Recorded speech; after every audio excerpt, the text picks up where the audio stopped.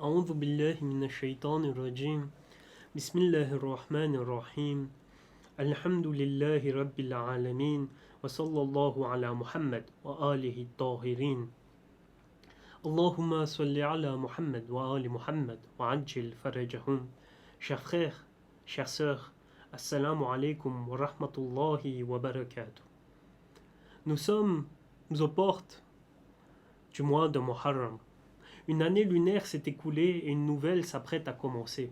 Et nous attendons l'avènement de ce nouveau mois. Et il y a deux moments dans l'année où les chiites attendent impatiemment l'apparition de cette nouvelle lune, annonciatrice d'un nouveau mois. Et ces deux moments sont d'un côté le mois béni de Ramadan et de l'autre le mois de Muharram. Et durant ces deux moments, pour ces deux moments, nous préparons nos cœurs. Car ces deux moments sont des occasions, des opportunités pour nous de raviver cette flamme spirituelle qui brûle en nous, de rétablir ou d'améliorer cette connexion que nous avons avec notre Créateur, Allah subhanahu wa ta'ala. Et pour cela, d'un côté, nous avons le mois de Ramadan qui, à travers ses invocations et ses actes d'adoration spécifiques, nous permettent cela.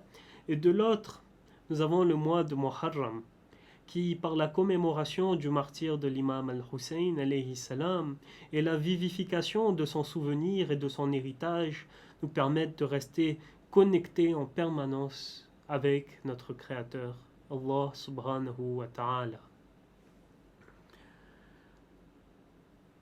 L'héritage de l'imam al-Hussein, cet héritage est vaste, large, c'est un océan de savoir, un océan de trésors, un océan d'enseignement et de spiritualité.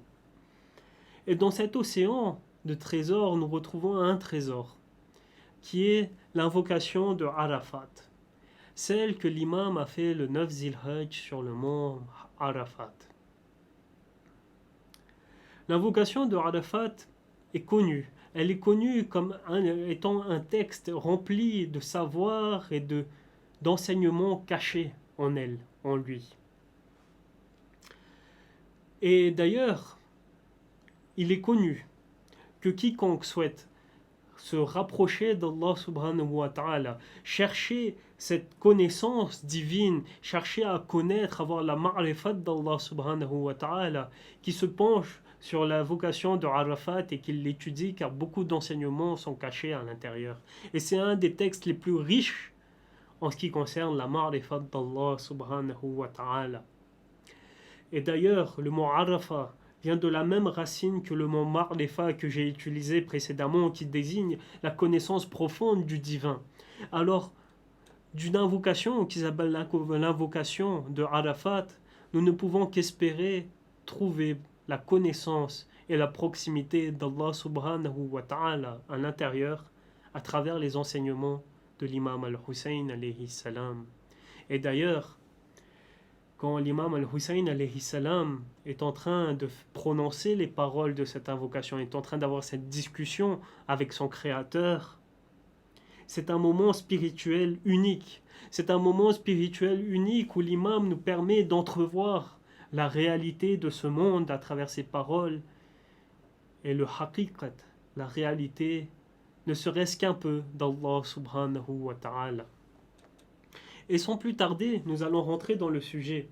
Nous allons analyser quelques passages de cette invocation et nous allons commencer par l'ouverture que l'imam al-Hussein fait pour cette invocation. Et il dit: Alhamdulillah alladhi laysa liqada'ihi dafi'. Louange à Allah qui n'a pas d'objecteur à son décret. Wala li'ata'ihi mani'. N'a pas d'opposant à son don. Et dont l'œuvre n'est semblable à l'œuvre d'aucun artisan. Que peut-on comprendre par ces paroles? L'imam al-Hussein alayhi salam a décidé de commencer cette conversation avec son créateur via ses louanges spécifiques. Et pour permettre de comprendre ne serait-ce qu'un peu, d'éclairer ces paroles, je vous invite à visualiser l'image d'une manuscrite, d'une calligraphie qui est en train d'être manuscrite. Et ainsi, on pourrait imaginer un stylo qui s'agite ainsi, qui utilise de son encre pour donner forme à cette calligraphie. Et on pourrait penser que c'est ce stylo qui donne vie, qui est la cause de cette calligraphie. Alors qu'en réalité, si on prend du recul, on voit qu'il y a une main qui dirige ce stylo, pour que le stylo use de son encre pour donner vie à cette calligraphie. Et donc à ce moment-là, on pourrait penser que la cause de cette calligraphie est cette main. Mais cette main a un propriétaire, et ce propriétaire a des pensées. Et quand on réalise cela, on comprend que la cause originelle de cette calligraphie n'est pas ce stylo, n'est pas cette main, mais le propriétaire et ses pensées. Car à l'aide de ses pensées, il ordonne à sa main de s'agiter d'une telle façon, pour que le stylo bouge d'une telle façon, afin que la calligraphie prenne forme comme il le souhaite. Et donc, la cause de cette calligraphie, l'origine est le propriétaire de cette main et de ses pensées. Et de la même façon, l'imam al-Hussein alayhi salam nous invite à voir la cause originelle du monde qui nous entoure. Et c'est ainsi qu'il s'exprime face à son Seigneur quand il dit « Et dont nul ne peut repousser le degré, et dont l'œuvre n'est semblable à l'œuvre d'aucun artisan. » Quand il regarde le monde autour de lui, l'imam al-Hussein alayhi salam ne voit qu'une seule chose, il ne voit que la main de son Seigneur qui a orchestré tout cela, qui a mis en place tout cela. Donc quand il regarde autour de lui, l'imam al-Hussein alayhi salam remonte à la cause originelle de tout ce qui l'entoure, qui est Allah subhanahu wa ta'ala. Et c'est ainsi qu'est la vision de l'imam Hussein alayhi salam, et il nous montre la réalité de ce monde. La réalité de ce monde est telle que tout ce qui nous entoure a pour cause, a pour essence Allah subhanahu wa ta'ala. Mais il ne s'arrête pas là. L'imam Hussein alayhi salam va plus loin. Il fait une description physique de sa personne. Il ne fait pas une description physique, pardon, mais il fait une description de sa personne, une description de sa création. Et à travers la description de sa création, il veut nous montrer qu'à chaque étape de notre existence, Allah subhanahu wa ta'ala est l'origine et la cause de notre existence même, de chaque étape. Ainsi l'imam s'exprime ثم أسكنتني الأسلاب آمنا لريب المنون. Puis tu m'as placé dans les reins de mes ancêtres, préservé des incertitudes du destin et des vicissitudes des temps et des années. Je n'ai cessé de voyager d'une échine à une matrice à travers les jours passés et les siècles révolus. L'imam al-Hussein alayhi salam remonte jusqu'à Nabi Adam. Quand Allah subhanahu wa ta'ala a placé son existence dans l'échine même de Nabi Adam, puis il a fait passer de père en fils, jusqu'à arriver à l'époque de l'imam Ali alayhi salam, il est passé d'échine en matrice, de génération en génération, jusqu'à arriver à ce moment où il s'est retrouvé dans l'échine de son père et dans la matrice de sa mère. Et il continue. Par ta compassion, ta bonté et ta bienfaisance envers moi, tu ne m'as pas fait voir le jour à l'époque des dirigeants de la mécréance. Et un peu plus loin, tu m'as plutôt fait venir au monde selon la guidance que tu avais facilitée pour moi et pour laquelle tu m'as fait croître. Ainsi, de Nabi Adam jusqu'à arriver à l'échine de son père et jusqu'au moment où il est venu au monde, l'imam Hussein alayhi salam est en train d'exprimer que chaque chose, chacune de ces étapes a été choisie par Dieu et que quand il est venu au monde, cette époque où il est venu au monde a été décidée par Allah subhanahu wa ta'ala. Car il dit, tu m'as plutôt fait venir au monde selon la guidance que tu avais facilitée, selon le décret que tu avais choisi pour moi. C'est-à-dire que cette époque est un choix divin et pour laquelle tu m'as fait croître et pour laquelle tu m'as préparé. C'est-à-dire que cette époque a été minutieusement choisie par Allah subhanahu wa ta'ala, car c'est cette époque où nous sommes le plus aptes à exprimer le total de nos capacités, le maximum de notre potentiel. Mais on pourrait penser que Dieu ne nous accompagne que de Nabi Adam jusqu'à ce moment où on voit le jour, puis on est livré à nous-mêmes. Mais en réalité, on est bien loin de la vérité. Et la vérité est telle Et l'imam al-Hussein alayhi salam l'exprime. Puis tu m'as fait sortir pour la voie juste qui m'a précédé dans ce monde-ci, étant complet et bien façonné. Tu m'as protégé dans le berceau, tu m'as nourri de lait délicieux, tu as attendri les cœurs des nourrices. Tu m'as confié à des mères pleines de compassion, et plus tard tu as complété tes bienfaits répandus sur moi quand j'ai commencé à parler. Et ceci n'est qu'un passage. L'imam continue, il continue. Tu as complété mon aql, tu as complété ma forme, tu as rempli ma personne, tu m'as fait de moi quelqu'un de complet, un insan et kamil. De l'accouchement jusqu'à ce jour où il est en train de prononcer les paroles, il est en train de dire que Allah subhanahu wa ta'ala l'a accompagné à chacune des étapes et il ne l'a jamais laissé tout seul, dépourvu de son aide. Et ainsi, on peut dire qu'Allah subhanahu wa ta'ala nous a comblés de ses bienfaits et a veillé sur nous sans cesse de Nabi Adam jusqu'à aujourd'hui. Et ce qui est le plus étonnant, c'est cette fois encore, on pourrait penser que la bénédiction, les bienfaits d'Allah subhanahu wa ta'ala n'ont commencé qu'au moment de la création de Nabi Adam. Non pas de la création, mais de la mise au monde de Nabi Adam. Et quand il nous a placés dans les reins de Nabi Adam, sauf que cela a commencé bien avant, et c'est l'imam al-Hussein alayhi salam qui le dit. Il dit « Ibtada'tani bi ni'matika qabla an akuna shay'an mafkoura » Tu as commencé à me combler de tes bienfaits avant même que je sois une chose digne d'être mentionnée. C'est-à-dire que avant même que je sois placé dans l'échine de Nabi Adam, avant même cela, Dieu m'a déjà comblé de ses bienfaits. Au moment de ma création, au moment où il m'a créé, il me comblait de ses bienfaits. Mais même avant ma création, avant que je sois digne d'être mentionné, Allah subhanahu wa ta'ala m'a comblé de ses bienfaits. N'est-ce pas incroyable? Que Dieu, avant même mon existence, jusqu'à aujourd'hui, jusqu'au moment où je suis arrivé le plus loin dans mon existence, Dieu a toujours été présent et il a toujours accompagné chaque étape de ma vie. Et quand on voit cela, on ne peut que penser à de l'amour. Cela n'est qu'une sorte d'amour qui nous vient d'Allah subhanahu wa ta'ala, que tous ces bienfaits soient déversés sur nous sans cesse, que nous soyons enveloppés dans sa miséricorde. Comment ne pas qualifier tout cela d'amour de la part d'Allah subhanahu wa ta'ala? Et d'ailleurs, je veux prendre pour exemple cet amour qui est sans cesse présent autour de nous. Peut-être nous ne le reconnaissons pas, mais une manière de le reconnaître. Un exemple, c'est l'amour des parents. En effet, quand nous étions nourrissants, Dieu, quand nous sommes venus au monde, Dieu a placé dans le cœur de nos parents l'amour envers nous.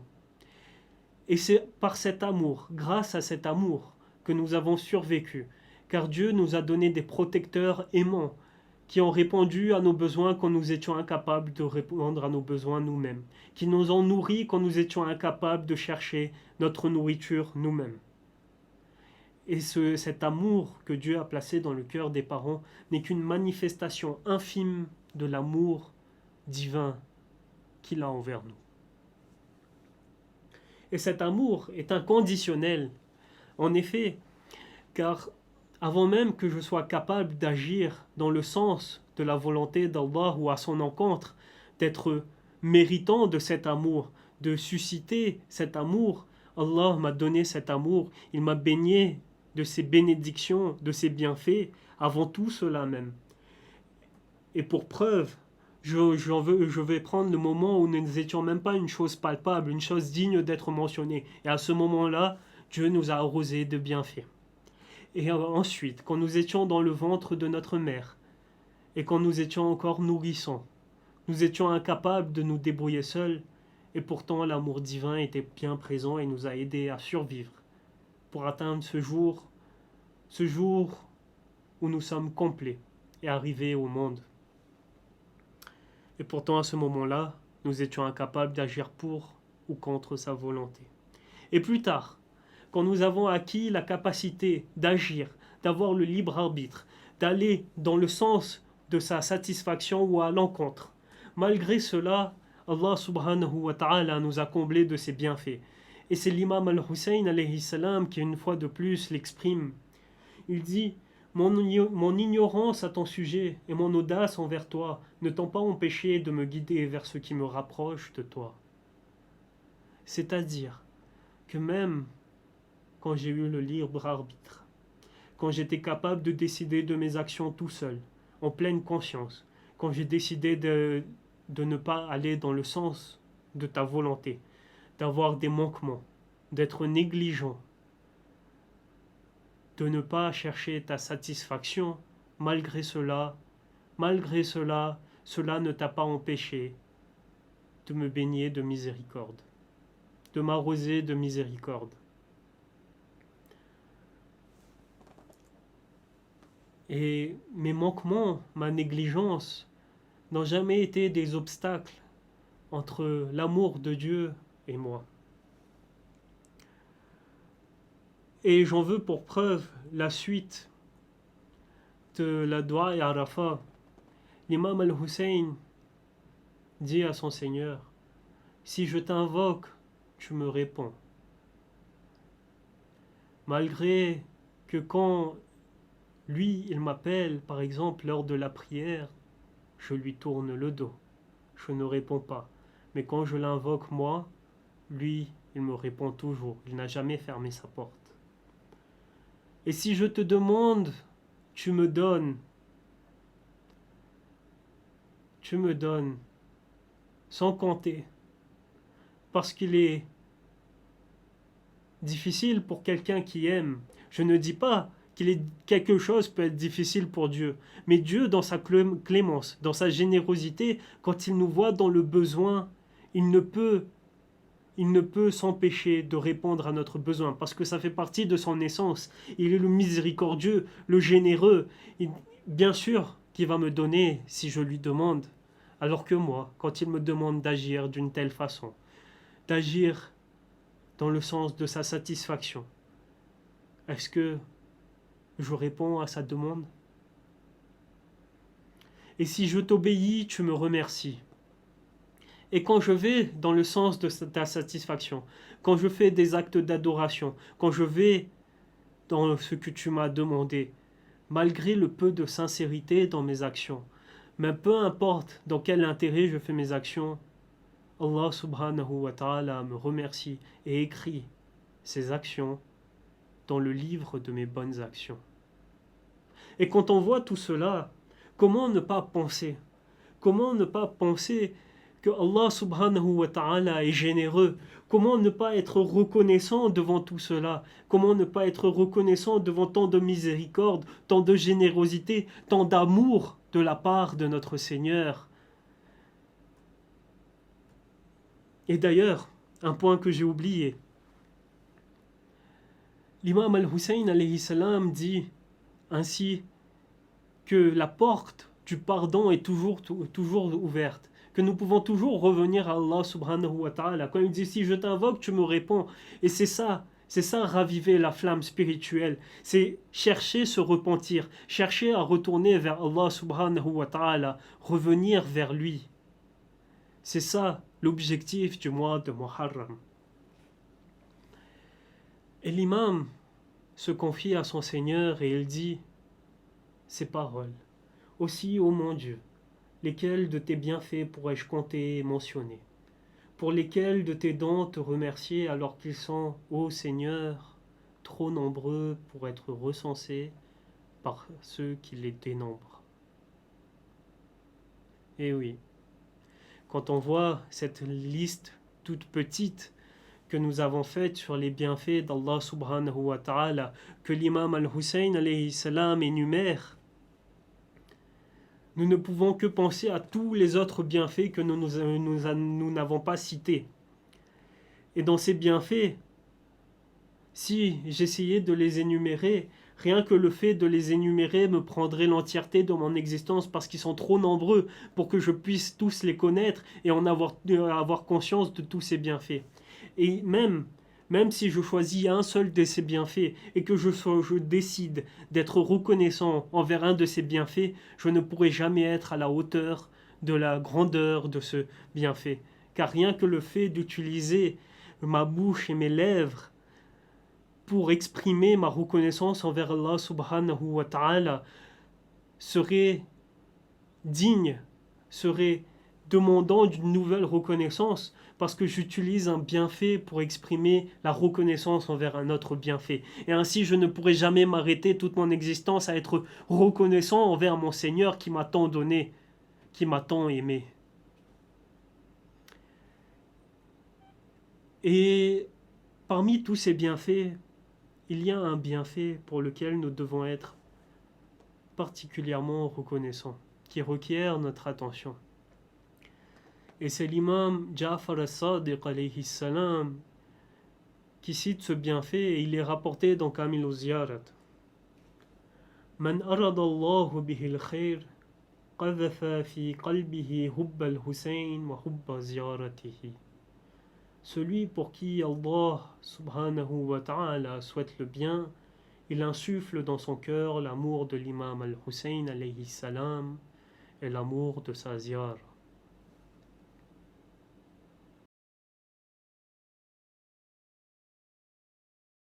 Nous sommes aux portes du mois de Muharram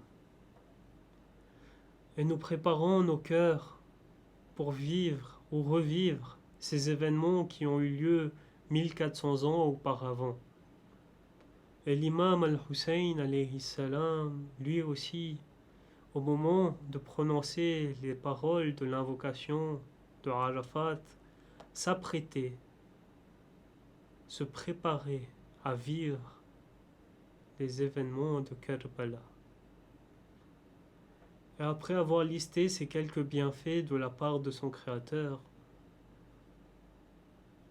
Aba Abdillah s'exprime et il dit: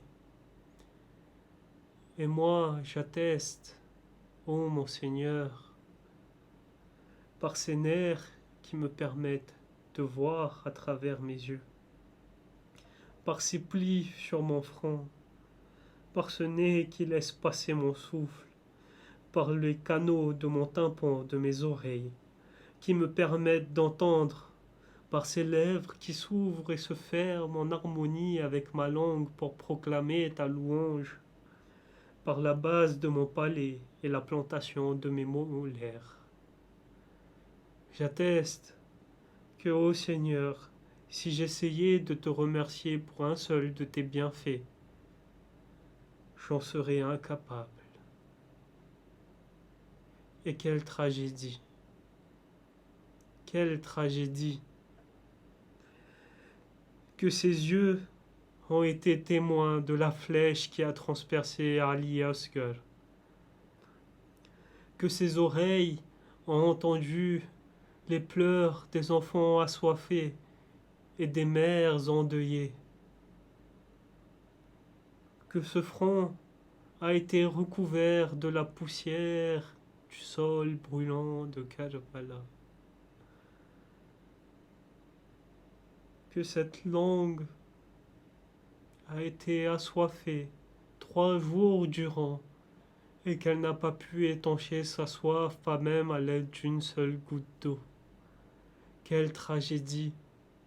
Quelle tragédie que ces yeux bénis, ce front et ce nez bénis, cette langue et cette bouche bénies, ce visage tant chéri par mon Créateur, est fini sur une lance dressée au milieu des oppresseurs et des tyrans le jour de Ashura.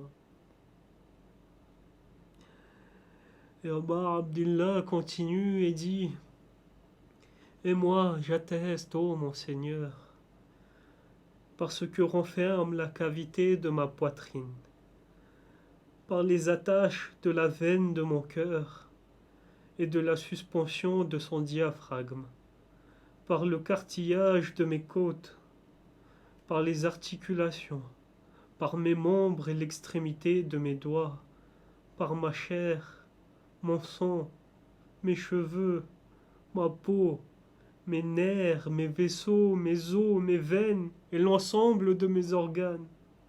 J'atteste que si j'essayais de te remercier, ô mon Seigneur, pour un seul de ces bienfaits, je ne serais pas à la hauteur de ta générosité. Et nous attestons, Ya Aba Abdillah, que ces membres qui ont été mutilés, que ce doigt qui a été coupé, que cette chair qui a été trouée de part et d'autre par des flèches, que cette poitrine et ces côtes qui ont été écrasées sous le poids de Chimr, que cette peau qui a été recouverte de ton sang, que ces nerfs, ces vaisseaux, ces veines, ces organes qui ont été piétinés par des chevaux, que ce cœur qui s'est vidé de son sang, et que ce sang qui s'est répandu sur la terre de Karbala, nous attestons, et Sayyida Zainab atteste et en est témoin, Ya Aba Abdillah, que tous ces bienfaits, tous ces dépôts que tu as reçus de la part de ton Seigneur, tu les as rendus et les as sacrifiés sur la voie de ton Seigneur, le généreux, le clément. Inna lillahi wa inna ilayhi raji'un wa sallallahu ala Muhammad wa ali Muhammad.